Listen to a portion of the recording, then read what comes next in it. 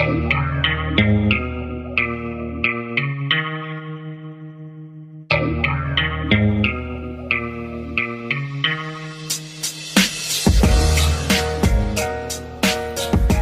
and welcome to the Warrior Strengthcast. I'm your host, Lauren Green, and I'm here with my wonderful husband, co-host, Shannon Green. What's up, hubs? Not much. Chilling. Just chilling with the illin. Today on the podcast, we have the team from Renaissance Periodization. They were out here to do a seminar with us, and it was a good laugh to get them on the podcast. This one has a censorship. It's R-rated podcast, so it's not for the faint-hearted. I'll hand that over to you now, Shannon. So, yes, in amongst all the shit talking, we do touch on a few things. We get Mike to... and the guys to dive deep into the importance of protein intake for performance and the importance of sleep on performance, of all things. Who would have thought? No, that's the news to me. But also, too, we get into some freaky stuff. Mike talks about his Thailand fungus and shooting live cattle with RPGs, amongst other things. No animals were harmed in the making of this podcast. So if you like the podcast, guys, give us a 5-star rating on iTunes. If you're watching on YouTube, please subscribe and like the video. And, Give us a thumbs up. Give us a thumbs up. Cheers, guys. Thank you. Can I practice my Australian? Yeah, mate, go. Oh, you can't. Fuck. You said it wrong. It's It depends how angry you are. Nah, If it's your mate, you just can't. Oh, okay. So is it nah, yeah, or yeah, nah? Both. Wow. I thought New Zealand was yeah, nah, and this is It not depends yeah. what your answer actually is. Shit's complicated. Fucking dickhead. Pretty good? That's all right. Give us your lighter. Yeah, right. Boy, give it. Nah. Yeah. All right, how you guys going? Pretty good. Pretty good. How you going, mate? Yeah, mate. How you going? You guys know in America that makes pretty much no sense to ask. How you going? How's it going? Well, that's what we have. Yeah. And our friend from Hawaii actually just says, how's it? Yeah. So he's like, how's it? I was like, what? How's what? What, Yeah. what, you fucking asshole? How's life? How you going? Or yous? Yeah. Use. How yous doing? We have y'all though. Yeah. Yeah. Do you guys have y'all or no? No. I say it, but only because of my American friends. I'm Yeah. used to saying it, yeah. Y'all is use. Same thing. Yeah. Yeah. It's like, Hey, Yeah. y'all. Some people really use a lot, though. Yeah. We don't. it's just the maybe, plural of you, Maybe in Mike. Queensland a bit. Yeah. Yeah. So he doesn't A even lot know. He's in like, what? Queensland. Yeah. Yeah. Yeah. We're doing great. Thanks for having us. Is this the recorded part already? We've already started recording. Anything Yeah. offensive can be edited out, or not offensive, incriminating. Yeah, you're not allowed So you're not you allowed guys to aren't swear. gonna You have can't any either. podcast when it's done. I don't swear. I'm a cultured person. Wait, can we really not swear? No, you can Of swear. course. This is Shannon's. It's actually encouraged. Yeah. So on the podcast today we have Dr. Mike Israteal, Dr. Melissa Davis, and Dr. James Hoffman. All the doctors. All the doctors. Thanks up, for having Doc? us. What up? Not a single medical doctor among us. So if you get into medical trouble, you know what I'm saying, we can't help you. Is there I'll a doctor still on help board? you, but it won't Do you be know helpful. CPR, or are we going to be safe here? Yeah, Yes. James and I both know Yeah. CPR. Mel, do I you know also know CPR? CPR. All right. You just Even have to the lean in a updated bit version? more, Mel, to the sorry. microphone when you speak. I also know CPR. Cardiopulmonary resuscitation. That's what it means, you know. There's a lot of medical doctors that give nutritional advice. Shouldn't you give medical advice? That's a pretty good one. I wish it worked both ways like that. Informal medical advice. I run a bit of a clinic, you could say. We don't need your fucking charity in it. Sorry, he's in it In because it, it's in it, British. in it, Yeah, in it. I Oh, know. we got that's- Yeah, it's very. We got a dog It's fight. very English. We were at a Jujitsu gym in Thailand where the instructor was from, where was he from? Nottingham? Nottingham, yeah. Nottingham. And he said, like, now I put me end down. And we're like, what the fuck is an and? There's a fucking It's H and, there yeah. for a reason. And Yeah. he just didn't say any H's ever. It's great. If Yeah. they don't. How was that rolling in a gi in Thailand? It was cold. I was freezing. Oh, God. At least that's how my body felt, so I knew things weren't right. It was terrible. Mel and I were My suffering. gi has rarely been that soaked. And I train a lot. Yeah, it was a trip. The instructor was really good though. He was like, "You guys are how long have you been here?" And we're like, "A day and a half." And he's like, "All right, you're not adapted to the heat yet. Yeah. Just go at your own pace." So like, I skipped warm ups altogether. I said, "What is the purpose of a warm up when you're physically overheated already?" I'm very well warm. I was prepared. Like if it didn't go my way, if he was like, "Oh come on, you're not gonna do anything," I was prepared to have like a physiological debate. Be like, "Tell me, I need to warm up. I need to hear you say it, so it can sound as ridiculous as it is." But luckily, it went pretty well, and I actually felt better throughout the roll. You felt worse throughout the roll. Yeah, right? I got worse. I did the warm up though, so that was my first mistake. Mistake number one. So yeah, Mike ducked off to the bathroom. yeah, had a quick wank of it. You know? Being in a Thailand bathroom is already a turn on, so it seems so devious. You know, that it was in a jiu-jitsu gym was a bit of a more turn on because I like the risk. You know, risk turns me on. The risk of having a fungus on my dick. I mean, it gets me going every Is that just time. related to liking shrooms or just like fungus in general? Or, Just, you know, or are you thinking about turning vegan and you just like the fungus that could protein? could first of grow? all, I am vegan. Mycoprotein penis. Mycoprotein. So what, Mel? So we did a seminar just now. Yeah. And Mel talked about mycoprotein as a source of complete protein for vegans. You described its taste and then you stopped. So what does it really taste like? There's like different versions. They muck it up and make it like sort of chickeny or sort of meatball-y. Beefy. It has a texture. Does it bounce? What kind of a texture? A texture that's not my favorite. Yeah, like a not related to food texture. Yeah, yeah. It's edible, and if you're on a diet, you don't know the difference anyway. It's fine. Yeah. And if you don't eat meat, you probably won't bother you. So it's a little weird if it like looks like a chicken, but it has sort of this fungusy texture. Gross. Yeah, that sounds disgusting. What an endorsement. But okay, fine. But if you choose to be vegan, you all of a sudden have this magical, cruelty-free, complete protein that's easily digested. So it's pretty awesome. Yeah. It's super easy to make. Cheap to make. Too. Super easy just not to be vegan. You Yeah, also that is true. have That is mollusks true. that don't have a nervous system. Yeah. Say that again? Mollusks that don't have a nervous system. Oysters and everything like that. You know, you're totally right. And then if you want to go further down that road, it is by no means clear that fish experience suffering in any meaningful I'm fairly interpretation. certain that chickens don't. If you've ever been around chickens, you're like, they don't exactly have a spectrum of feelings that they have the following feeling, and then the next feeling is, that's it. Pretty sure they're suffering as much in life as in death. I think George sounds like he's suffering over there. He's just giving himself was back up. blowing it up over He here. just let out He a was just- fart that almost killed us. We were both like, oh. Yeah. I was like, Sorry. was that you? Sorry about that. That's our boy.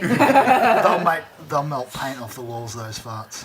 Yeah. I love it if like you never told people that it was a bulldog. You'd be like, oh, apparently these guys have a child that just sits around and farts, and then they're okay with that and company. you Little know? Georgie. We love That's him. our man. He's 32 years That's old. our boy. Real into my shoe. He keeps coming back and giving it a lick or two and then running away and coming back, He giving it a probably couple rubbed his licks. butt on it. Yeah, he's like, ooh, what's that flavor? Yeah. I ate that earlier. I could finally get close to the mic. I couldn't move the chair because his head was in the way. He decided to pass out, just like, "Ah." Hopefully he does pass out over there. All right. So, protein intake for powerlifters. How important is it for? We were speaking with Lane about this the other day, so I just want you to see if you can elaborate your points on it, because we find, especially in Australia, the typical Australians tend to undereat protein significantly. I don't know if they undereat it in America. That's really interesting because you guys have more protein sources and protein bars and protein shakes like at a Burgers I mean, obviously everywhere. in the fitness industry, you've got, I mean, people tend to overeat, but as your standard, most run-of-the-mill person, Gen Pop. Gen Pop, Oh, yeah. they tend to undereat protein significantly. Like when we do diet recalls, we've seen people get 60. With all these 80 grams of gourmet protein burgers a day. around, people are under-eating protein. Yeah. But like, what do you eat for breakfast? Oh, I have a high protein breakfast. What do you have? Cereal. Yeah. Oh, yeah, Oh, which yeah. cereal? Well, Oatmeal. they're advertised now that it has protein in the cereal. Right, It's so like then- it's got 4 grams of protein. From in the it. wheat. Like, yeah. Yeah. Yeah. But from a recovery standpoint and a performance standpoint, how important is protein intake and sources of protein? So acute performance, not super important, but Yep. if you want to keep your muscle and continue to perform, Pretty important. Define pretty important. Massively important. Critical. Yeah. We sort of categorize two things as not up for debate. One of them is calories. Like if you're losing weight and you need to be in a certain weight class, there's just no way around that being stupid. And the other is protein intake. Like if we have clients that go on vacation or holiday, as you call it here, right?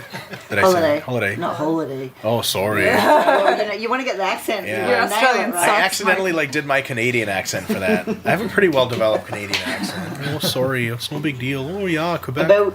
Oh, what's that about? What's that about? A boot. A boot. Sorry. There you go. Yeah. Now we're even. Hey, can you guys say no really quick? No. No. You guys they're say normal. It was maybe Melbourne. Do they say No. No. What the fuck? Who are you? No, it's like, go to Melbourne. That's how they sound. Like no in Melbourne has 8 syllables. No. It's like, would you like it? They're like, no. Were you asking like a real dodgy question though? All of our questions are real dodgy. So Like, have you ever contracted a fungal fungal STD. yeah, in a Thailand toilet? No. So in any case, if you fuck up your calories, it's a bad deal. If you fuck up your protein, it's a real bad deal. It's one of those things that's also so easy to do that it's just unacceptable. So like if we have clients that go on holiday and they end up like under eating calories or protein, which is like I don't say we like lambast them for it, but it's one of those like you just turn your head and you're like, you couldn't get protein and calories. Like I understand overeating fats, under eating carbs, sometimes getting clean food. Like we just went to Thailand, right? Getting There's clean no food in clean food Thailand in is really Thailand. hard. Yeah. But not getting enough protein, it's just so essential. The studies on it are so ubiquitous. It's one of those like either getting, like close to 2 grams per 1.6 to 2 grams per kilo, or you're just fucking around pretty much.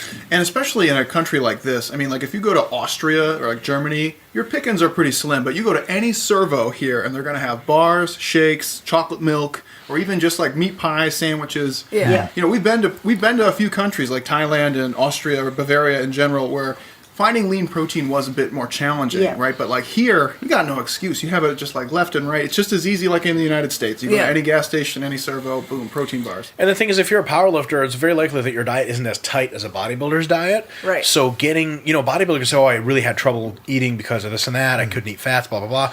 But a powerlifter is basically just get your calories in, have a sensible meal frequency, get your protein in, and you're most of the way there. So when folks can't get enough protein, it's kind of like, man, it's a real like D+ move. Do you guys do your A through D grades here in Australia? Yeah. You get straight A's in school? Yeah. It's like a really like a D+ move. Well, like I don't know if we got straight A's. people get them. Shannon told me he was an exceptional student when he was younger, that he played the violin while doing mathematics equations. Yeah, he didn't put that on his Tinder profile, I'm not sure. That's how I met him.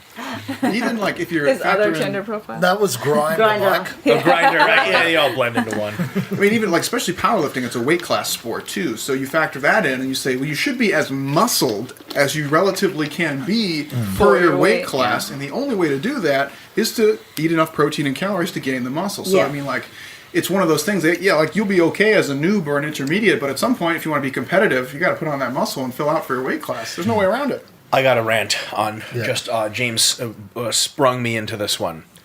There is an idea, especially among some powerlifters, and it's popular with beginner powerlifters, especially ones that aren't incredibly jacked or lean yet, that bodybuilders worry about muscle and nutrition, and that's gay, and powerlifters just fucking lift heavy, brother, and it's all about technique and training heavy, and don't worry about how you look in the mirror like you fucking loser. You look at the best powerlifters, and they all look like mid-season, not even off-season bodybuilders. Yeah. And all of a sudden you're like, wait a minute, the most jacked I can be for my weight class, the better I can be. So then all of a sudden you have to worry about being strong and worrying about being lean. A powerlifter's job is very difficult, and a real good powerlifter is a jacked, lean fucking person. And a real good powerlifter, gone are the days where powerlifters would be like, just fucking eat food, brother. And I literally had like people I came up with in powerlifting be like, don't overcomplicate shit, just fucking eat and come in here and lift hard. And you're like, yeah, right on. But those guys are not at the top anymore. If you want to look like Larry Wheels, like, you're gonna have to watch your diet. Yeah. I'm sorry, and you're gonna have to watch it pretty closely. So it's just it's kind of irksome when people take up powerlifting and weightlifting and stuff, and are just like, just eat food and just fucking perform. You don't play basketball. Yeah, performance is definitely going to suffer if you're not focusing on. Yeah, I mean that's good advice. That's good advice for a beginner, but at some point when you transition to being competitive, 100%. Yeah, you're gonna have to look the part at some point. Yeah, and that's when interesting people like who've ignored assistance work or hypertrophy work. You know, you'll get guys that are like, weigh 65 kilos and they're like 1.80 m. And they're like, I want to be really good. You're like, all right, you got to weigh 165. You're like, what? Like, that's 1.80 m. That's what the guys weigh, And it's one of those, clearly it's a little bit of an exaggeration, but a lot of people kind of start doing powerlifting, or it's their way to do barbell sport without having to focus on their body. Yeah. And in the end, it comes down to, well, if you want to be really good, you still got to focus on your body. In Jujitsu, we get that a lot, too, where people are like, just train and eat, and they don't like, I don't really worry about whatever, because they're very active and lean anyway. But if you lose a couple % body fat and gain a couple pounds of muscle, when you got someone who's really good, you just outwork them or overpower them. I think performance-wise, anyway, it makes such a difference. Like eating shit to eating well. If you're good at your sport and you're very aware of your body, yes. But a lot of people, man, I remember, oh my God, I was at one of my many meets in the South of the United States in powerlifting, and there were guys eating McDonald's between attempts. Oh, God. Wow. Macca's. So, Macca's. I was like, what? Like after bench before the deadlift, they were eating like McDonald's breakfast, yeah.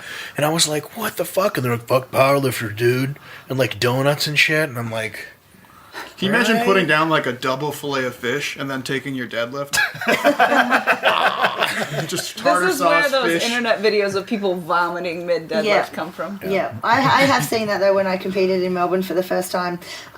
It was a 24-hour weigh-in, and I took all my meals with me. I weighed in, started eating my meals, and people were like, oh, do you want some? They had bags of, it was around, it wasn't even really Easter time, but hot cross buns. Yeah. So, and they were eating hot cross buns, brownies, all that. And then, do you want some? And I'm, oh, no, I'm good, thanks. And then the day of the comp, the morning, I turned up and I'm like, oh, how you feeling? Like I'm a bit nervous, but how are you guys? And they're all like, oh, I feel like shit. Loaded. Surprise. Weight cut, and then I ate a bunch of shit that I haven't eaten for months. Like, it's just totally not the way you're going to perform. There's definitely a thing, especially, and this is kind of like a little bit more of a serious subject, but we'll manage to make it politically incorrect and joke about it. With female lifters, there is a small but significant subcategory of females that will be on a diet for their conceivable life, like all the time. Yeah.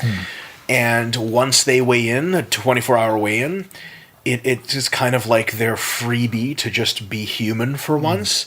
Independence Day. Yeah, every conceivable, And not to be confused become with subhuman. excellent. Yeah, that's right. Goes straight to subhuman. Not to be confused with the excellent Will Smith movie of that same name. Mm-hmm. What was that? I think the speech. You remember the president's speech at the end or whatever? Welcome to Earth. Okay, that was also a great quote. I like Jeff Goldblum in that movie. Do you guys remember Independence Day? No. Oh yeah, Aussies wouldn't really get that movie, would they? Yeah, it's definitely more of an American. Aliens come on the U.S. Independence Day, like our holiday, like Liberation from England, and we fucking serve them up. You know what I'm saying? After a struggle. Jeff Goldblum's in it. He's great. Trying to get Shannon to watch a movie is near impossible. Because he's not all there. Well. What kind of movies are there? Adult films? Have you tried adult films? He loves those. I got a Well, they're only short, so he can do that. 8 minutes. So in any case, so basically a small minority, but of powerlifting females basically treat that 24-hour period and the 8 hours after the meet too you go out with your friends as the first taste of freedom they've ever had from body image and everything. Yeah, for sure. Definitely to physique. For sure. Well, yeah. So what they'll end up doing for 3 weeks. right. So what they'll end up doing is just eating just high palatability foods with tons of carbs and fat. But to replete lost substrate to make a weight cut better, you need to eat foods that you're used to, that are high in carbohydrate, plenty of salt, lots of fluids, and low in fats. But that's not anything super fun. I mean, there's some fun, kids cereals and stuff, but you can't eat brownies. And like literally, my wife Crystal, made this observation numerous times that people would weigh in for meat and then Instagram posts immediately, and it's like a bacon sandwich with burgers in it and like popcorn in the burger, some weird shit. And Subtitle hashtag I do not want this to digest in time to be useful to me. Exactly, but it's like, and but then they get to, that's all, the whole thing is the justification. It's like, I'm not a careless piece of shit that doesn't care about my health. It's for the first time recomp, hashtag recomp. It's like I'm a machine, but I get to eat brownies. LOL. To that dysfunction disguised as a sport. So. Absolutely. No, to that point, I was hanging out with Chad Wesley Smith and Nick when they had the American Open in Washington, D.C., and we went out with a bunch of lifters who were hanging out, and they were like, they weighed in or whatever, and they're like, let's go get Chinese food. I was like, don't get Chinese food. You're gonna you ruined their day. Yeah, well, you're gonna have GI distress, Stupid like unless you eat scientists. Chinese food every day, right? You're gonna have just like a blown out butthole. And sure enough, they did it anyway. And then we talked to, I don't remember if it was Chad or somebody else later, and they were like, oh yeah, one of them like totally squirted in their pants or whatever. Just like, why would you eat something that you are not used to eating? It's going to cause you GI distress. It's going to be bad. Yeah. So what we say at RP is fuel up properly, recomp properly, and then after the meet, go out with your friends and eat a cheese dip burrito with breakfast cereal and pasta nachos or whatever. We went to we were hanging out with Scott Wasson, great guy in Brisbane, and Ryan Short, and they took us to a burger bar. Zipico. Zipico, yeah. So first of all, your burger bars here play gangster rap. Yeah. Which is That's just pretty fucking standard. straight. That's what they told us. Savage burgers eaters here. I mean, I had trouble eating a burger where, like racial violence was being sung about. It was insane. It was Biggie was like, fuck, and I'm trying to eat a burger, and I'm like, all right. It's weird, yeah. And Biggie loves the burger though. Only in bars and clubs, not in restaurants. No, to play that in a burger place would be confusing. But anyway, they got this special dessert. Mel, can you describe the dessert? It was a taco. The taco shell was made out of red velvet cake. Ooh. And then it was filled with fudge. And then there were Twix bars, deep fried in donut batter. Wow. And then vanilla ice cream on Oh top. my goodness, okay. It was What amazing. started as it? Yeah, I don't know. Half of it might be amazing. Yeah, no, I finished about And they were big too. It wasn't just like a 3/4 little, of one. little So. bite. It was Ryan finished both of his, and everyone else just straight up couldn't do it. Did you have one? No, fuck no, I didn't even try it.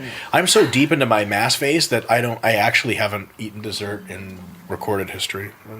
I didn't have a single dessert. My wife and I went on our honeymoon.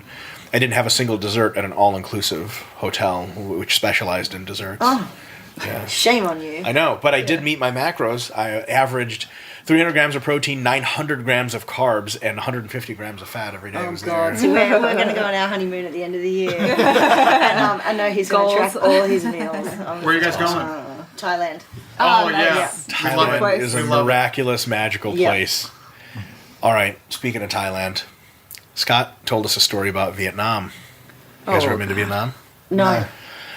We were tossing up between maybe Vietnam or. So let's throw this into the mix. In Vietnam, you can shoot any guns from the Vietnam era that you want. You just show up to a ranch, and they give you a gun with a shitload of ammo, and it's Including RPGs. including rocket-propelled grenades. Wow. Now, for a certain sums of money, you can buy several different kinds of animals to put down range and shoot. It's fucked up. I wish people could see your face right now. Including like a bison. Yes. You can do You can shoot a grenade Cow. at a bison. that you put down range, and if you hit him with the RPG in the first hit, then it's free. But the thing it's a really inaccurate device, so it's $200, which is a cheap cow. Can you imagine just being a bison or a cow and just living your life, like hanging out, like, yeah, I'm having some grass, and then you're just it's over. You got hit by an RPG? That's crazy. Well, that's universal, though, right? I mean, other than the fact that that's incredibly cruel. But still, but that's a cheap cow. But you're in fucking Vietnam on a holiday. Yeah, You know, everything's- just cook it up in the hotel. It's in 100,000 $100 pieces. Yeah. So You guys are going to have fun 5 years ago. subtitling this episode like RP talks about Doing shooting cows. Hey, now we're like the Joe Rogan podcast. I like somebody did like a parody paragraph about Joe Rogan's podcast. It's like, I'm here with brilliant economist so and so. So what do you think about DMT and psilocybin? Like, all right, Joe. I have no idea. So back to weight cutting. Back on track. Weight cutting on mushrooms. Yeah. Don't do it. So people should just wait that extra day and eat what they want after the competition. 100%. I mean, I think so. Yeah, for sure.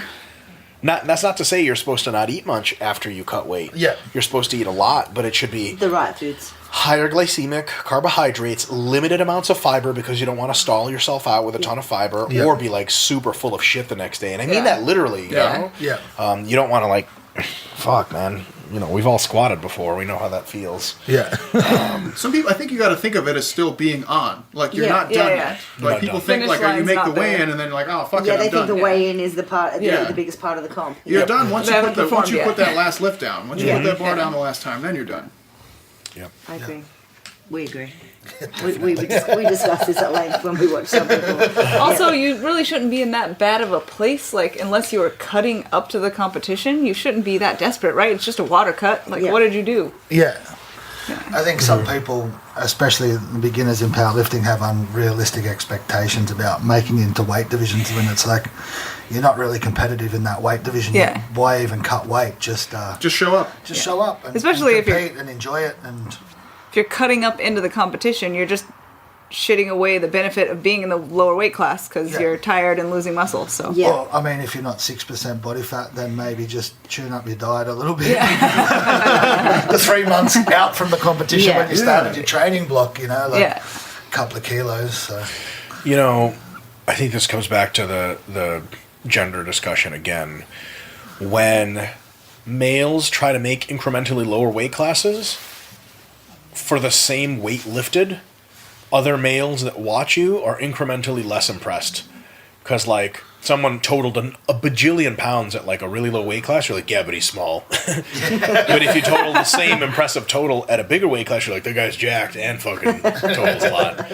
So, with other men, it doesn't... Men don't usually cut weight to try to impress other males or themselves. They cut weight purely to get like an advantage, and that makes them a little bit more rational sometimes. Now, of course, you have the opposite problem with males where they'll balloon up, like gain like 80 kilos of fat. Be like, yeah, man, I'm 308. Like, no, you're not, you dumb asshole. You just want to tell people you're 308. But with females, what often happens is, you know, there's always that one fucking cutie little bitch on Instagram, and she's totaling the same shit you are, but just at one weight class lower, and she's got the little ponytails, and she's getting all the attention, and you're sitting at home after your meet, and you're like, fuck that bitch. You know, you fucking Satan's talking, goes through something, stole me there. You're like, heads turning around. So for your next meet, you're like, I want to be that fucking bitch, you know, that fucking cute. You know what I'm saying? You know what I'm talking about? I That do know what you're talking little about. fucking like Of course I powerlifting know what bunny. you're talking about. I'm a female. That's right. In a fucking lightweight class. That's right. There's always that one girl bouncing around the meet, and you think, man, like she's like totaling a lot, and she's small, and she's small. I gotta get smaller. She's got those pink donuts on Instagram. Exactly. No, it's always like she's always posting with donuts, and you just kind of you hate her at first, then you want to be her, and then all of a sudden, you know, like I'm going to use pound weight classes because we're that's fucking fine. dumb from the United States, but you know, like your impressive total in the 132s, and you know, like 60 kilos or whatever, Yeah. and then, but maybe you could have an impressive total in 123s, but then there's like fucking little cute girl in the 114s, and there's that tiny girl in like the 105s, and it just never ends with some people. It does never end. To where they're like, I want to be approximately 0 kilograms in weight and look like a doll. Also, maybe powerlift, and like the numbers just get away from you, where it sort of doesn't matter what you lift anymore. And I think that it's okay to have those temptations, and there's nothing in the world wrong with wanting to be smaller and wanting to be attractive in a feminine way, but you got to get clear in your head what combination of those things you want, Yeah.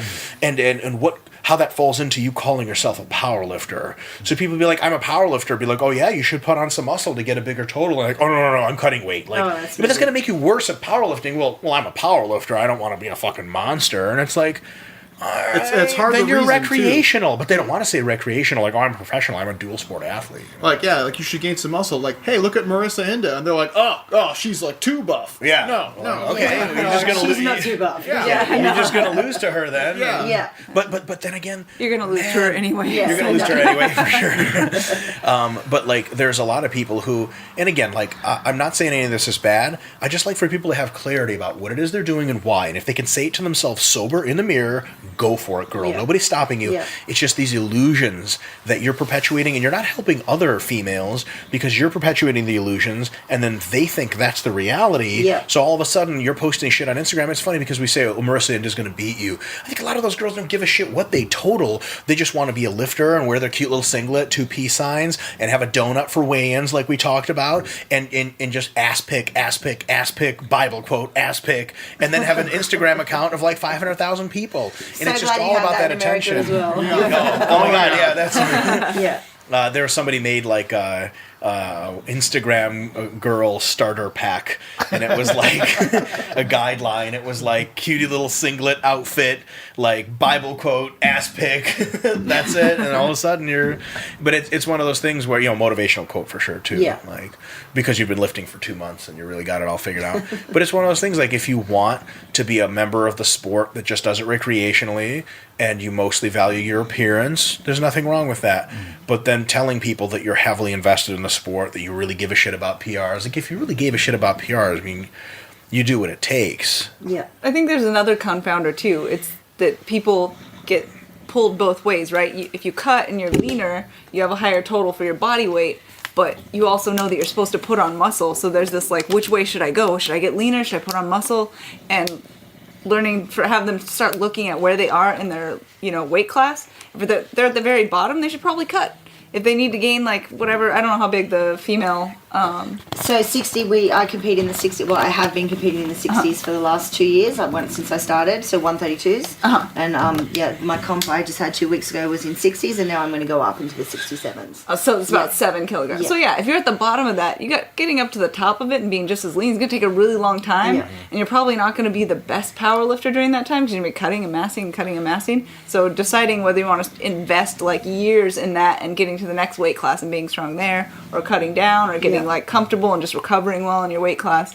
I think that's something that people have trouble with because they don't realize that you don't always have to do one or the other. You don't always have to do both. You don't do any. Yeah. Yeah. But And you you gotta also think just have to logically give for all away, these things. winning. If you want to go up, then you're going to be at the bottom again. Of Right, the pack. exactly. And that's fine. Yeah. Because then it gives you a bigger target. And But the girl on the very top is going to be lean Yeah. and weigh like 7 kilograms more than you. So Yeah. And like powerlifting is also an intrinsic sport. Like it's not a team sport. It's just you. Like why not just show up and just try and hit PRs? Yeah. Like you don't have to have this illusion of being competitive, right? There's nothing wrong with just showing up, having fun, and doing Yeah. it for yourself. Who cares? Then you got to admit that, which is hard for people. I know. I just find it so strange that people like. Yeah, I have get a lot struggled of with people that. that ask me about powerlifting competitions and stuff, and they'll say, "Well, what are the? I weigh this much. What are the records in my division?" I'm like, You're an idiot. "Hang on, man. easy. You're talking about guys that could have been competing for 20 plus years, and you're just going to come in as some bro from the gym and break records. How about you do a competition and see if you actually like it first? Yeah. That's kind of a prerequisite. Yeah. Another one, a very similar note, is when people compete in physique sport for the first time. And this is especially prevalent. I guess it's prevalent with guys too, but with females. Cindy will do her first bikini comp. And she just picked up the sport, and she's like, 43 years old. She looks amazing, like no other 43-year-olds. And then, her coach could even be logical and be like, we're going to try this competition. We're just here to have fun. Don't you worry about place you get because it's your first time. And all the girlfriends who have no fucking clue about bikini competition, they're like, kill it, girl. You're going to win. And Cindy starts getting that fucking thought in her head, like, I could win. And I went on this rant when I was teaching class at university all the time.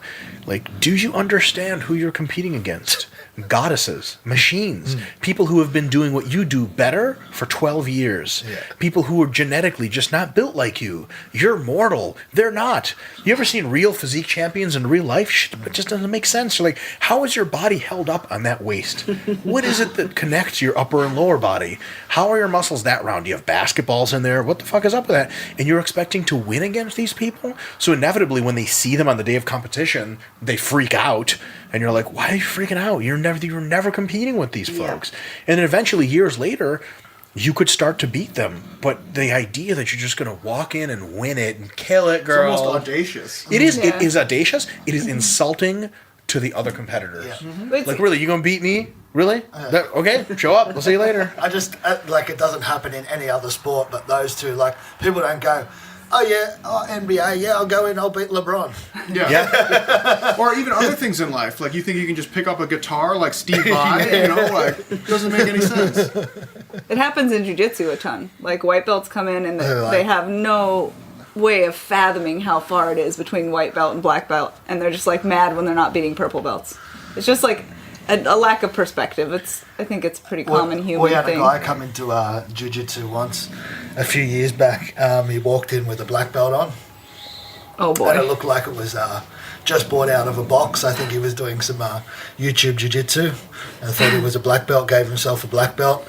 He walked in and coach basically destroyed him on the mat and told him, take the black belt off if you ever want to come back in here again. Put the white belt on. Fuck, man. It's a harsh reality. My old coach in Kansas City, Jason Bircher, there was a guy that came in that was kind of like known for doing shit like this.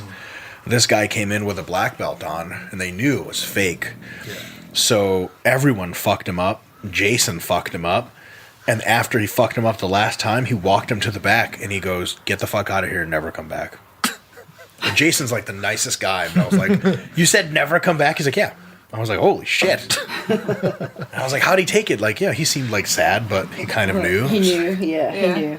Why would you do that? Why would you do that? You are gonna... There's no way around it. You're going to fight the other person. You will be exposed. There's not a name. It's not like hanging a fake MD on your wall or something like. Yeah. You don't have to compete with other doctors. Literally, my So fiance. Mel, how long have you been good doing at that. jiu-jitsu? About 9 years now. Yeah. And did you love it straight away? Oh, the first day. Yeah. I was a friend of mine owned like a kickboxing gym that had jiu-jitsu, and I was there doing boxing, kickboxing, and stuff like that. And for 6 months, he was like, just try it. You're going to like it. And I was like, no. And then one day I was like, fine. Half an hour later, I was like, holy shit, I'm going to do this every day for the rest of my life. Yeah, we have, there's a few different jiu-jitsu gyms around here, and a lot of them train here. One of our coaches actually, he trains at one, and there's another guy who owns one, and I've trained his wife, so like I know him well, so it's kind of like now there's this time, like, oh, maybe I'll try it one day. And so I've said it to one of them, and then the coach who works, he goes, you should come to my one. Yeah. And I'm like, oh, well, maybe I'll do both. He goes, it doesn't work like that. And I was like, oh, okay. And so then I was like, oh, after my meet, maybe I'll come and have a roll or whatever. And then Choco pulled me up on the other day. He goes, oh, your meet's finished. Like, when are you going to come down? I've been telling everyone you're going to come down. And I'm like, oh. You're going to be burning all of the other jiu-jitsu bridges once you choose one. But I'm also scared that I'll do exactly that. Yeah, I'll do it once and I'll be like, oh, I need to do it forever, for the rest of my life. It's so addictive. Yeah, I've heard. Yeah. It is. Everyone says that. It's a good one to, like, I don't want to say age, but it's a good one to kind of like do as you get older too, because you can still really stay competitive, still stay really fit. There's not a lot of slamming. You're not going to get punched and kicked like kickboxing. It's or definitely something. a sustainable It's sport. very sustainable. Funny that you Tell that to my that fingers and ankles. Yeah, well, that's why I Depends didn't who do you it in roll. comp prep. In comp prep, I was like, no, I can't come now. And they're like, why not? I'm like, well, I don't want to, like, a dislocated toe, broken nose, all that. And I'm like, no, and I'll save that for after the meet, thanks. Mel, I find your answer very interesting because I guess you've been around when I started. You'd been around jiu-jitsu long enough to see enough people burn out. So when I started jiu-jitsu, Mel was like, oh my God, that's great. Listen, for 6 months, just do it. You're going to hate it. Do it. You said your first year. You're going to hate it. Because I guess you saw enough people just burn out or I mean, I say I loved it from the second I started. I did, but frustrating. I suffered hugely for the first 6 year. months, it's like you're just drowning in a pool. Yeah. And That's my what it first feels year was an MMA gym where the smallest male in the class was 175 pounds, and there were no females. So I got nothing but like smashed ribs, smashed face, like testosterone, anger, this girl is beating me, and like just I got brutalized. So it was really like it was not fun, but still addicting. Yeah, I asked if I could go in with the kids class. Yeah. Good choice. Fucked up. I'll still get fucked up anyway, but yeah, Beat up a Liz will bunch be of my gentle. 9-year-olds. Yeah. Yeah, for me, for the first 6 months, I just didn't enjoy it much. And then I started to develop an awareness and a defense. Yeah. And one move that sort of worked to let me survive. And then newer white belts showed up and they sucked more than me. Yeah. And I was like, oh. That's like the golden light that pulls you through Yep. in white belt. When someone worse than you shows A up. shittier white belt wow. comes and you're like, oh. You're like, oh, I was that bad. Yeah. But then also just an ability to defend yourself and recognize when you're getting fucked. Because when you start, you don't know how you're getting beaten. You have no idea. When you're better, you know that you're getting beaten. You know how. You can't stop it yet, but at least you know. Yeah. It's not like randomly someone like kills a villager in your town and no one knows why. It's Right. like, we know why. Like, there's a difference between being at war and having like a psycho serial killer on the loose. Like, And then you have the information easier to ask a question like, Totally. this happens. Now I know. Right. What do I do? Yeah, and if you have an offense, you at least have something to try on someone. Yeah. And sometimes it works. And for me, it was way easier than Pharrell, I'm sure, because I was already like 110 kilos, and I had wrestled for a while. Yeah. So, like, you know, I stopped giving up my back after a bit, which is super hard to forget. What do you mean you still give up your back? Giving it up. It's a lot more intense than that, Shannon. It takes much more effort on my part. I'm a power bottom. So in any case, yeah, but then eventually you catch some, you start basically like, I don't know, it's almost like Jujitsu is a tree, and there's like just the, you know, what's that called? The trunk. I'm going to make fun of you for saying that forever. It's like a very Joe Rogan thing to say. So Jiu-Jitsu is a tree, and the trunk is hard to climb. But sooner or later, you start hitting some branches, and then you use them to grab onto other ones, and then all of a sudden, climbing's real easy because there's branches everywhere. I've got before you bad had news. them, There's a second trunk. later, Yeah. yeah. At some You point. fuck. Brackenbouch. Yeah, Maybe no, more like, I've a, been more like a told. palm tree or something. Yeah. For me, everything, like, once I got to blue belt, it was great. And, like, blue and purple, I just was, like, winning everything.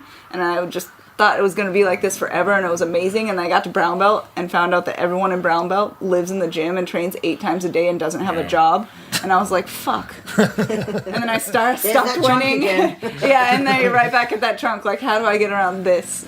Yeah, Mel lives in Southern California too, which is the home of jiu-jitsu. I mean, it really is. Yeah.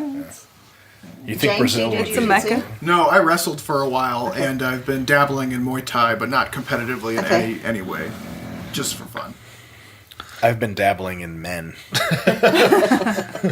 Dabbling. Doesn't that sound like a gross thing to say? Yeah. It made me think of like something with like nuts. Yeah, like dabbling, like the nuts are swinging around. Dabbling in them nuts. These nuts. Keen for a dabble. Keen on a dabble. See, the You Aussies get that are in the excited. toilets in Thailand. Absolutely. He got a dabble. If I had to make a list of things I didn't get in the toilets of Thailand, it would be shorter than the things I did.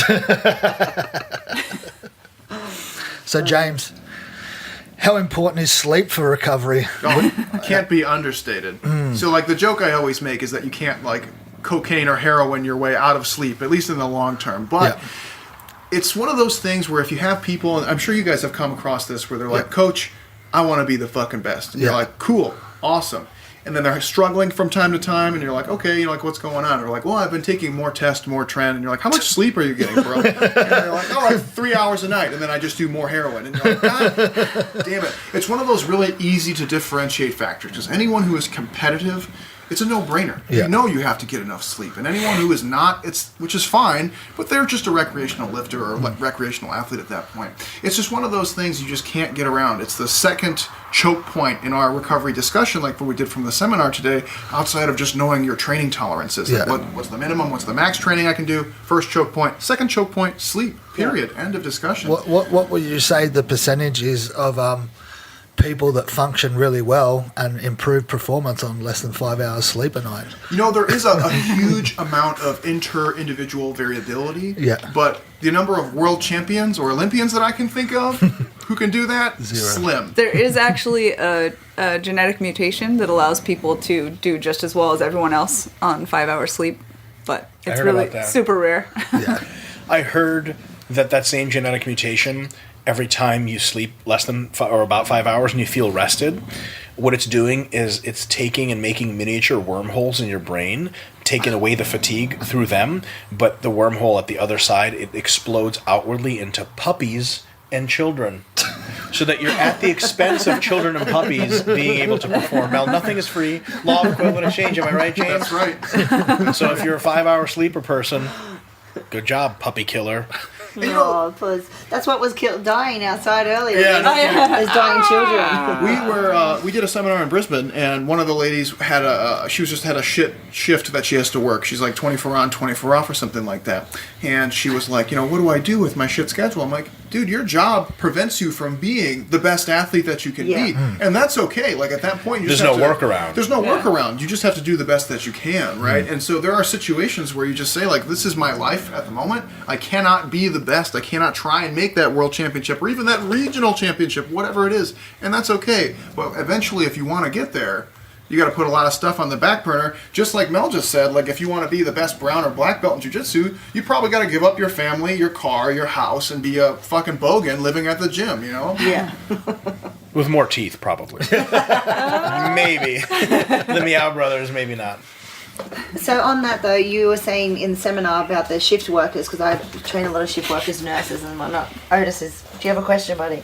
He has no problem with sleep. This one down here. So yeah, he's definitely got no problem with sleep. He like might have a sleep Bulldog. apnea though. So you were saying with the shift workers, like obviously if they can't get the quality like 8 hours sleep, as long as they're averaging the 8 hours per night over the week.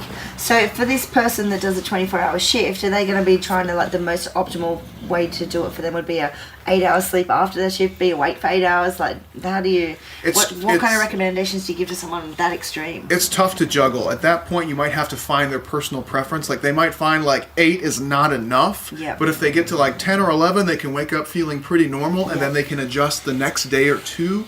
But at some point, it's just a little trial and error. Like, you obviously can't do 24 hours on and then sleep for another 24 hours, like that long. There's going to be some diminishing returns. Like we, for example, when we got into Australia, we had done an overnight flight from Bangkok, and then we transferred from Sydney to Brisbane.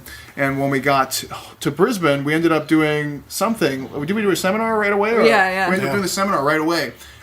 So by the time we got home, we went to bed. And we didn't even realize it, but we ended up sleeping for like 11 hours. We didn't set an alarm. That's actually just good like, when you do that. Just because, off a plane. that's just what it took. And we felt like we had slept and rested on the plane a little bit, but not nearly enough. Yeah. Even with having acclimatized to travel at that point. Yeah. At least to a small degree. So it just happens, and you just got to kind of play with it. It might be the difference between setting your alarm for like 10 hours or 11 hours, right? Because if you go a little too much, then you might start getting into that sleep inertia and feeling shitty and never being able to actually start your day. Yeah. So it's a tough one. It's a tough one to balance.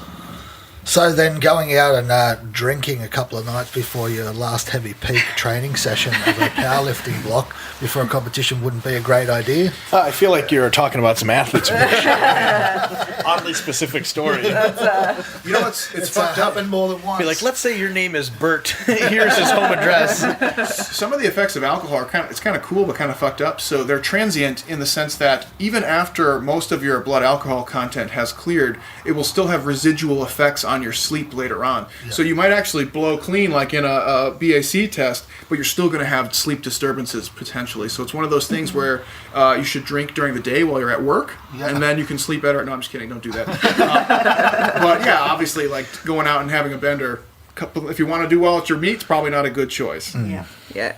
If you want, there's something new. It doesn't seem logical. Yeah. If having a bender is more important than your meat, then by all means, you know what I mean. Have a good You need time. to make that decision. Yeah. Yeah. And going back to the question that was asked in the seminar today, what about for muscle gain? Do you think alcohol is a good thing for a hard gainer? Fuck. That's a rough. At that point, why don't you just drink something delicious? Like we all Milkshake. We like to drink, but it's like it's probably not the tastiest thing in the world. Like at that point, just go grab a Gatorade or grab some like chocolate milk or just have ice cream. Cake shake. Yeah, cake shake. Yeah, I don't know. Yeah. Alcohol's not a good choice. You know, I actually have the opposite effect of alcohol. It makes me forget to eat. When I'm drinking, I don't get hungry, and I'll just forget to have meals. I brought that up during the answer, like for folks that have trouble eating to begin with. You can't use alcohol as an appetite stimulator because they just forget everything. Yeah. Alcohol just brings you back to more of your instinctual state. If your instinctual state is to not eat much, you just won't eat after you drink. If you're instinctually a fat piece of shit, That's me.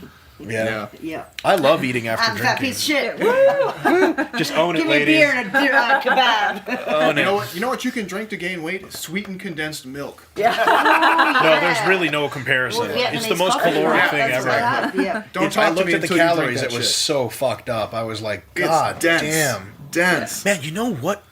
Now Well, we're it's traveling. thick as well. It feels dense Yeah. going in. Yeah. We're It's like in a tube, right? Yeah, you gotta chew it a little. we're traveling, and I'm having trouble getting calories in. I should just be going to the grocery store and getting sweet condensed milk. Hell You're yeah. gonna It's vomit. good, too. Like, why do You don't alcohol like when you sweet can have things, that? though. Huh? You don't like sweet things.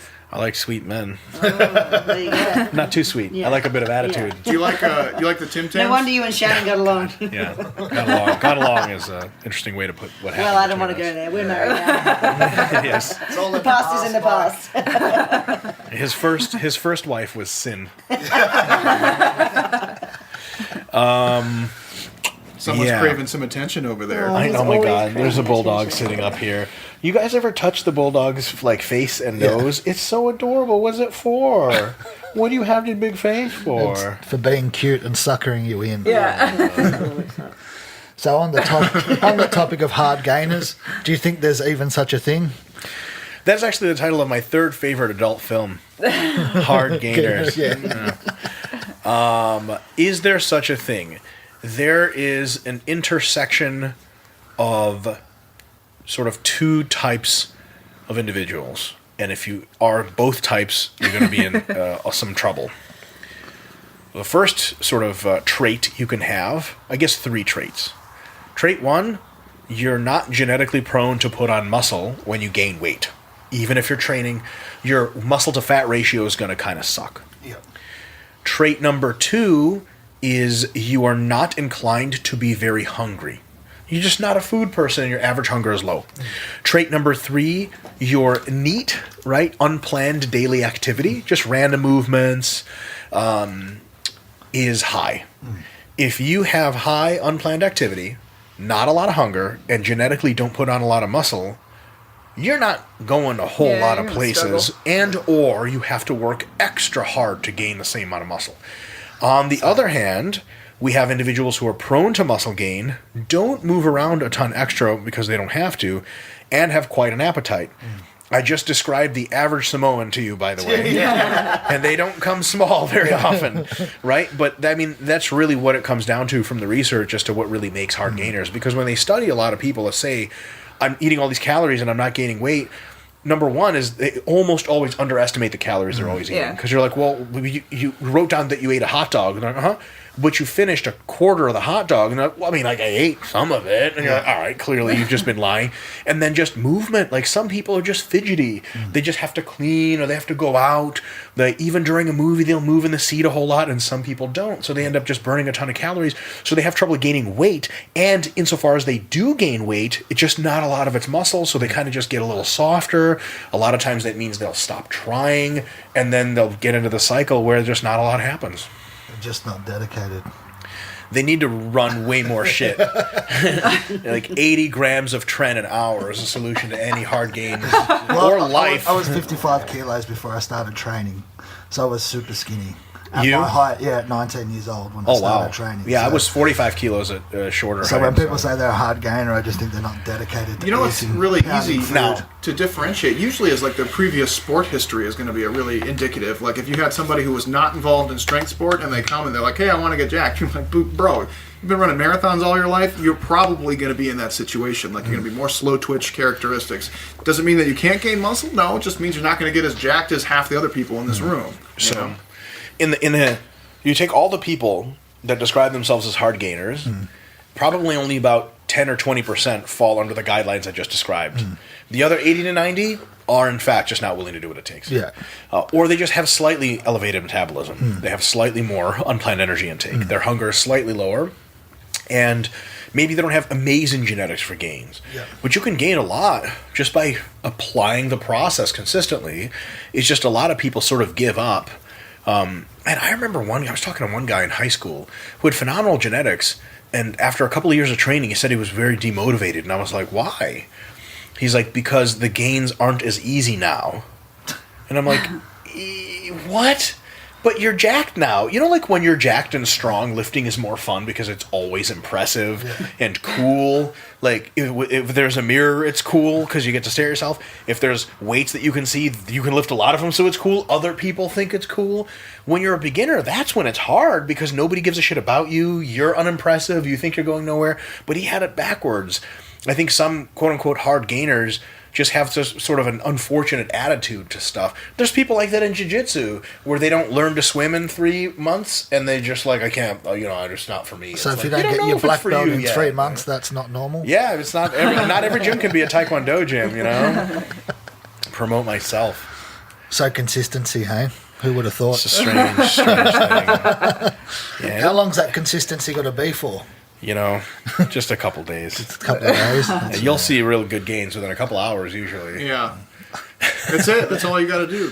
Then you stop. Yeah. So I'm I done. And it ate just stays. healthy for the whole day. How come I don't have abs yet? Yeah. Okay, so another really quick thing. Unless you have to do it for another sport, the process of putting on muscle and getting stronger and eating, if you don't love it, why are you doing it? Find something that you do love. Yeah. Or if you can't at least tolerate it and love the results, then Yeah. Like, if you're weak as fuck and you've been trying for 10 years to do powerlifting, try something else. Yeah. Try soccer. Try jujitsu. Jujitsu. Yeah. Try triathlon. Like, Yeah. there's any number of things you can do. People generally gravitate towards what they're good at, right? Which is also tends to make it more enjoyable. So why would you keep forcing yourself to do something you stink at? I think people lose perspective like crazy when they get the sort of tunnel vision that being good at their chosen Well, sport that's like is. people who want to do Olympic lifting, and some people are not built to do Olympic Oh my lifting. god, yeah, most people aren't built to do Yeah, Olympic and lifting. it's like, well, really, how long are you going to keep pushing at this for? Because for sure. have you thought about speed under the bar, or are you just going to try to muscle your way through every competition and just power snatch and overhead squat for the rest of your life? Partial overhead squat because Yeah. there's no way you're getting to depth. It's just amazing. Like imagine, people think that some of these things are extreme sports and stuff. Like, no, all of us at this table, we're super passionate about training, and we do it mostly because we love it. Like, if you came up to Mel and I and said, "Hey, you guys don't have to do jiu-jitsu while you're in Sydney," we'd be like, "We know that. We're still going. we don't actually have to. It's completely true." But it's one of those things where imagine speaking to someone and you're both in your 50s and you somehow meet through friends and you're like a cafe or something and they start talking about life and they're like, so I lived in France for a while and then I joined like the Foreign Legion and I went to Africa and did this and that. Then I was like a painter for a while and then I lived in Portugal and had this, and then I went to university and got a degree in mathematics. And you're like, wow. And like, what have you been up to? You're like, well, I take a barbell, I move it up, but then I put it down. But then I move it up, and then I put it down. And I've done that for 40 years. And they're like, did you love it? You're like, nah. I mostly hated it. I just wished I was better at it.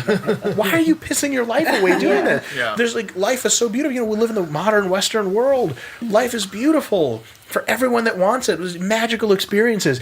I personally fucking hate magical experiences, which is why I do jiu-jitsu and bodybuilding. I get my face smashed into the mats, then the weight smashes my face. I fucking love it, but not everyone's as dumb as me. Go out there and live your life. If lifting and training is a part of it, amazing. But it doesn't have to be, for fuck's sake. Yeah, it's not for everyone. People try to force it on themselves. There's all kinds of amazing people. So you meet Jack Nicholson, you're not going to be like, so you're a famous actor. He'd be like, mm-hmm. You'd be like, What do you bench? What do you total, bro?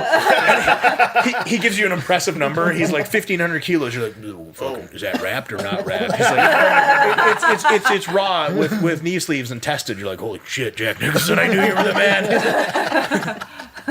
700 kilo squat opener. You're like, ugh. No wonder those people in The Shining couldn't fuck with that guy. A 700 kilo squatter. No wonder he broke all the doors.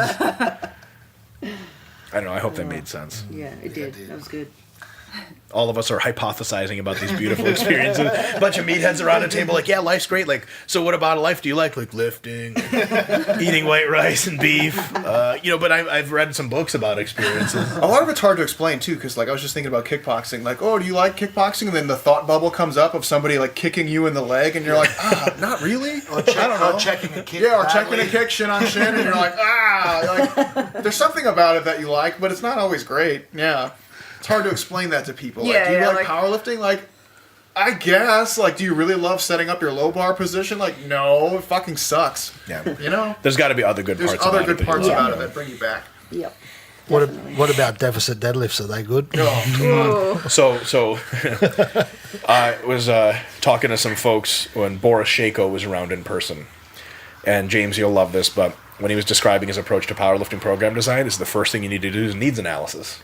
Surprise! That's good, yeah. Believe it or not, he's a sports science PhD from the Soviet Union, so I wonder why they invented sports science. So one of the questions to him at one point was, what do you think of deficit deadlifts? And he's like, what about them? And the guy's like, are they good? He's like, well, what do you mean? And we had to like translate to Shako what he meant. He's like, oh, I see. Basically, he nodded like to us. He's like, this man is retarded. I see. He's like, if you have trouble with the bottom of the deadlift, they're great. But if it's at the top, then they're useless because then you're not weak in that position. And the guy's like, oh, okay. Just like, fuck would you ask Boris Shako that? Get out of here. I know you paid money for the seminar. Leave. Here's your money back. You're just straight up not getting anything out of this. That's one of my least favorites, like, little genres What do you of question. think of Like, what do you blank? think of this exercise? Yeah. You're just like, I think it's great and it sucks. Next question. It's just like, it's just one of those things where you're proving your own thoughtlessness with your question. And So there's no magical exercises. well, there are, but Shake weight. no, you have to sign up. Don't tell them too much. You're RP. Well, I know why you got those plus. 2 bottles there. Your little roll of tape in your pocket. I know. We have a special part of Renaissance Periodization's website called RP Triple Plus, and that's where, because if you tilt the pluses, it's X's. that was good. There, the magical exercises are revealed, but you got to buy the special Super Plus service too. So How do you program the shake weight? James? You can use a metronome, first of all, to maintain whatever pace that you want. Then you usually use duration after that. I can't believe that the shake weight doesn't have its own metronome in there. Yeah, I don't know. Whoa, fuck. There you go. Do not post this podcast. Paste it. We can patent that. Take this out. We're all going to business together. We're going to make a shitload of money Gotta get selling metronome shake weight. 120 shakes per minute. That's hard. Yeah. Or like a trance concert, 140 beats per minute metronome. Oh man, you can't keep You that can up. do it on the shrooms, for sure. Yeah, you could do it, but then you go into a fucking sauna in Thailand and pass away. Ooh, that's tough. Do you guys know about that? There was Zyzzz. He was was he Russian-ish? Russian-ish. Yeah, something like that. Azerbaijan. He was like Yasha, basically. But he was like a physique guy, and he popularized... It was about 55 kilos. glorified the idea of being like aesthetic, like big chest, big arms, missing everything else. And him and his friends would take hardcore cycles to peak for dance festivals and electronic music festivals, so I they could heard go this story. shirtless. Dance festival. Yes. Correct. That's a real thing. That's it. You've never heard of No, Shredding yeah. for Stereo? Well, I mean, I know of the dance festivals. I'm just questioning peaking. Oh, no. for a We're dance talking festival. about grams of trend. Yeah. No, I'm still Oh, yeah. wrapping my brain around Oh, yeah. setting your cycle up for the purpose of James. the dance I've festival. I've designed diets and training to peak people for Las Vegas trips before. So in any case, they would do that, and they would use crazy rec drugs like ecstasy, stimulants, and Zyzzz was like T3 clan and T3, everything that your heart is like, hey heart, how you doing? And it starts to talk. It's like, oh, ooh, punch to the face, and then the heart looks at you. It starts to cry and wipe its mouth, and it, don't you fucking wipe that off, heart? It's like, and then you hit it again. So basically, that's what they were doing. And then he actually turned up dead in Thailand in a sauna because we talked about that today. Yeah, for sure. Don't do that I think shit. his heart just didn't want to live anymore. So he was hypothesized to be running a ton of stimulants. Just because it's not hot enough in Thailand. Yeah, why the fuck No, do you okay. own a sauna Yeah, can we in talk about that, Thailand? please? Sauna in Thailand? Does that just mean Thailand? Why Do do they they have have saunas in saunas? Thailand? You're in a room without air conditioning or windows. Imagine like going to a We did hotel in jujitsu Thailand. in a sauna. Yeah, that's right. Going to a hotel in Thailand and talking to the concierge, be like, "Hey, do you guys have a sauna?" He's like, "What? Huh? It's a room that produces steam." You're like, "Yeah." He just points you outdoors. You're like, "No, it's a room." You're like, "Sir, I think you're going nuts." He must have been trying to improve longevity with those heat shock proteins. God damn it. Yeah, that's a big thing now. Yeah, if you want to compete with Joe Rogan in this podcast, you're going to have a whole lot Lots of things are things. heat shock protein type shit. Well, mate, look at the quality of this place, mate. We've already outdone him. Yeah, this is definitely a place The where... Bulldogs alone are taking up like 30 notches. Yeah. Yeah, we hope so. Well, it's good that Otis got involved today. We'll put him on. Yeah, Wave to he's the got a camera lot there, to Rogan. say. I actually love Joe Rogan's podcast. I listen to the stuff all the time. Oh, man. It's just that every now and again... Oh, God. Oh, did the Bulldog The fart? dog's been blowing it up this whole time. Every now and again he has folks on there saying things that are... How can I put this charitably? Sorry, guys. A little bit... Smells dying over here. Oh my God, that smells like shit. It's bad. It's a bulldog fart. He's bro. resting on my shoe right now, just letting it rip. Anyway, God damn it! He'll have folks on there that get a little carried away with how much the mechanistic literature implies for real world practice. Oh, yeah. So heat shock proteins are detectable in basically every body chemical reaction, more or less, and then they sort of try to correlate them with all kinds of things that they're probably not causing. Yeah. And then all of a sudden, saunas are supposed to make you live 50 times as long or some shit. And the reality is when you factor out... It's funny, there's the particular Finnish sauna study. Yeah. This is not a good study. It's very poorly controlled. It's a cohort study. So men who sauna in Finland outlive men that don't. Guess what? Sauna they in do all Finland kinds is like of a huge common. cultural It's part of their thing. culture, It's really yeah. important. So Yeah. if you're not going to sauna You're in probably a Finland, derelict. you probably have no friends. And guess what else correlates with longevity? Having a good support yeah. system. You're probably some like aimless guy who lives out in the middle of nowhere in the fucking Because tundra. everyone, the poorest guy has a sauna. 100%. And that's what you do with family and friends. Yeah. So like Just- now this guy is poor and has no family or friends. So It's just a Finnish bogan at that point. I don't want to meet that person. I didn't know they had bogans. Everyone has I think bogan. We that's like discussed this today. Yeah, If I've learned anything Yeah. about Do traveling the on the road, French have Finland is the bogans? only Everyone- place that everyone I has didn't them. see any bogans. What are their signs, James? You said them today in the seminar. Yeah. Their Fighting. traits: fighting, drunkenness. drunkenness, Holden or Ford, and at least here. Poor ability to plan, lack of Planning. foresight, So pretty much Mike. unwillingness to no attention paid to unwillingness dental to have hygiene. foresight. Yeah. What is that called in economics? A short time horizon for spending habits. A short investment horizon. Like, I have money now. I want things now. Buy. Yeah. As opposed to like, I have money now. Maybe I'll need it later. Nah. Yeah. Hillbillies, bogans. Get that man a 4X. Hey man, tell you what. Nailed it. Nailed it. I said that to, I was like, we were hanging out with Scott, and I was like, I need me a 4X and like a Diet V. He was like, no. Get a VB. Get a VB.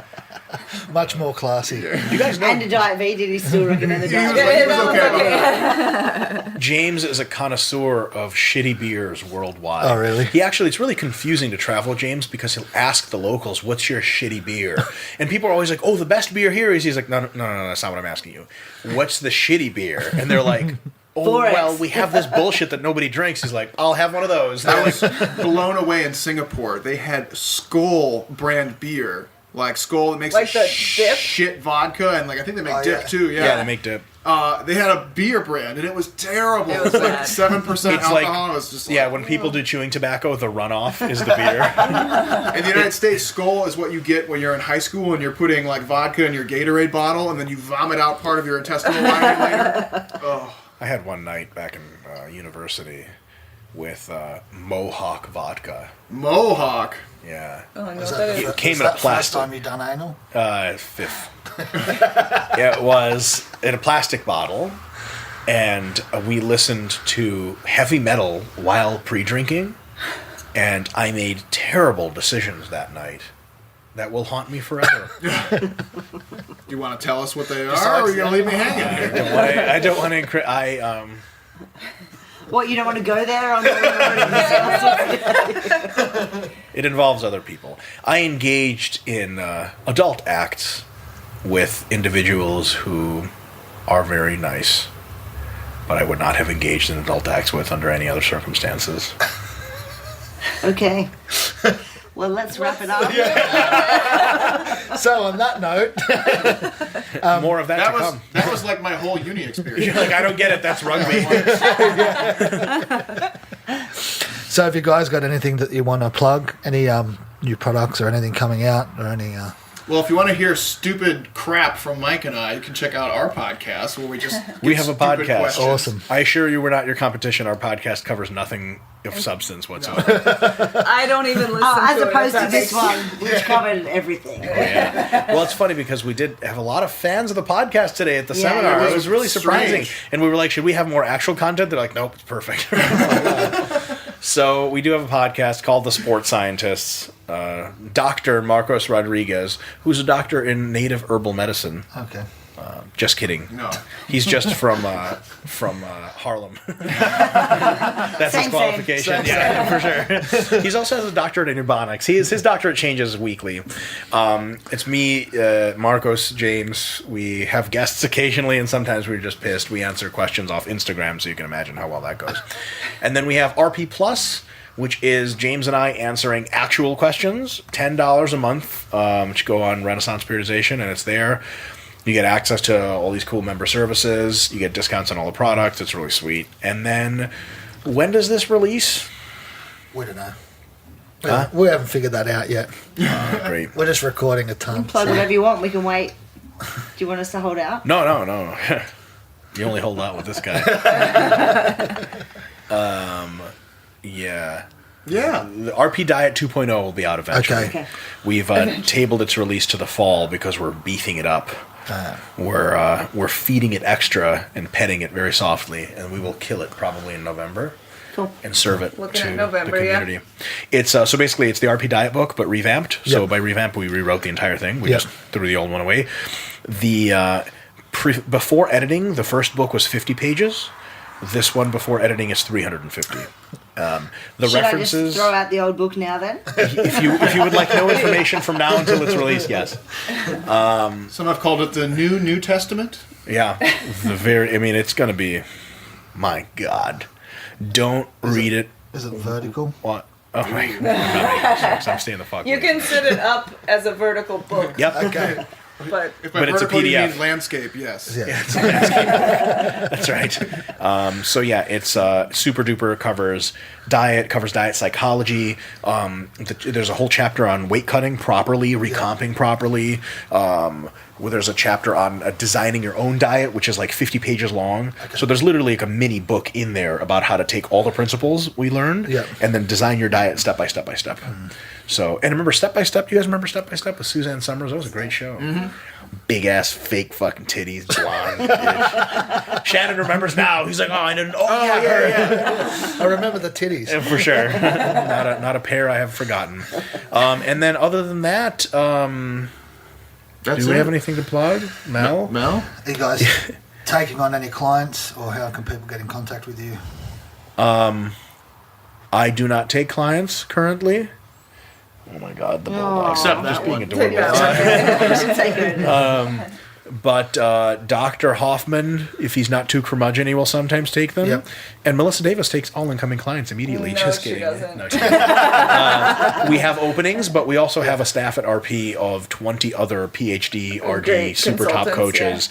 And so RenaissancePeriodization.com. Yep. And if you just want to follow us and check us out, at RP Strength.